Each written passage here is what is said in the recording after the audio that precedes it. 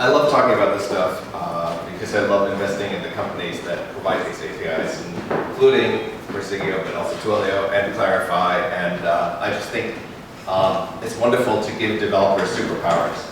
So I thought it'd be fun to talk about why hack video. I think the number one answer is because video equals growth. If you look at how Facebook, Snapchat, YouTube, and Twitter have been growing, it's been primarily through adding video. So the question is why? Well, why does video account for this much growth? I thought I would illustrate this as follows. So America's Cup is in New York City this weekend, and the boats they sail are the AC-45s. This is taken from Wikipedia. The World Series uses AC-45 catamarans, a one-designed 40-foot wing sail catamaran. The class was modified in 2015 to incorporate hydrofoil capability for improved performance, with boats achieving peak speeds of 37 knots. I could show you a picture though. It's pretty good, right? It's a lot better. This is a lot better, a lot more exciting than this, right? I mean, this kind of puts you to sleep. But there's a lot of evidence, basically, that our brain evolved to consume video.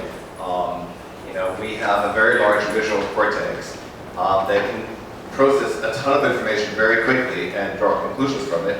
And it's a lot less work for us than reading. Reading is a lot of work for us. And there's an interesting little article that I found online from 2015 where a woman wrote about when to pick video and when to pick text on your website. And two things that really stuck out for me in this article was that the brain processes video 60,000 times faster than it processes text. And the other thing, and this is really the critical thing to me, is that we all have something in our brains called mirror neurons. And what the mirror neurons engage in is empathy. It's basically our ability to mirror in ourselves what we think another person is experiencing. Text doesn't do anything for your mirror neurons, but video does. In fact, the brain has a fairly hard time distinguishing between watching video and experiencing reality. And from video, it will be a small jumping off point into VR, which will feel even more like reality. So it's that reason that we can convey emotional content much better with video. And at Union Square Ventures, we just kicked off another application process for an analyst position. We're hiring one analyst. And the way we're doing the applications is that we're having everybody record some video of themselves, answering the questions, why do you want to be an analyst at Union Square Ventures? And also, what's that web service or mobile app that really inspires? And the reason we do this via video is because we found that we can get a much better sense of who the candidates are as a person.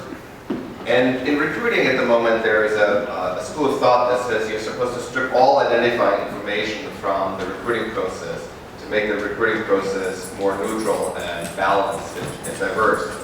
But I can uniformly, I can say, having now done this 3 times, that if you try to do that, you're really stripping away the person also.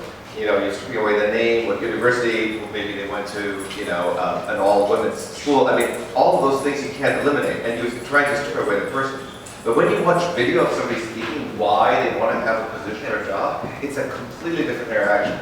And I think we have an opportunity to see somebody as the person, not as a piece of paper, as a resume.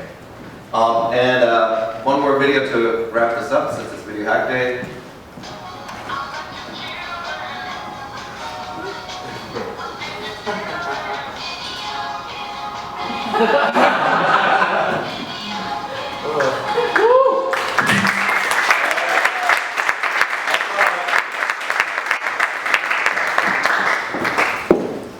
Today is the second Video Hack Day, and I'm looking forward to judging the hacks that people came up with.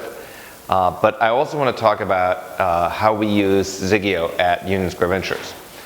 We're currently in the process of recruiting a new analyst, and the application involves the analyst submitting video answers to 2 questions.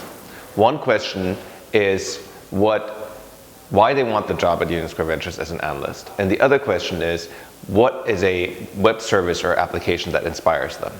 And this is the third time, in fact, that we're using this process of having an open application process. Anybody can apply, and it's the second time that we're using video. And what we found is that the videos let us see who the people are who are applying, why they're truly passionate or not about this particular opportunity and about a particular type of application on the internet. And we found that when we have an open application process, we have hundreds of people applying, north of 500 for a single position. And without having the videos, we would be reduced to just scanning through endless numbers of CVs, which is a nearly impossible task. And the people behind the CVs would disappear entirely. But with the videos, everybody can shine. And we wind up hiring people and have wound up hiring people who don't have the traditional backgrounds, haven't necessarily gone to all the right schools, don't necessarily have all the right degrees, don't have the right titles that you'd expect, but who showed us in their videos and also through what they've published online that they're intelligent and genuinely interested. At Union Square Ventures, we have an open application process for our analysts. And when we recruit a new analyst, we often have 400 or 500 people apply. The way we can screen through so many people is that we have them record answers on video. We ask them why they want to be an analyst at Union Square Ventures, and we ask them what a web service or application is that inspires them. And we find that by seeing video, even short video answers, we can easily screen through lots of candidates and find people who are truly passionate and who are articulate.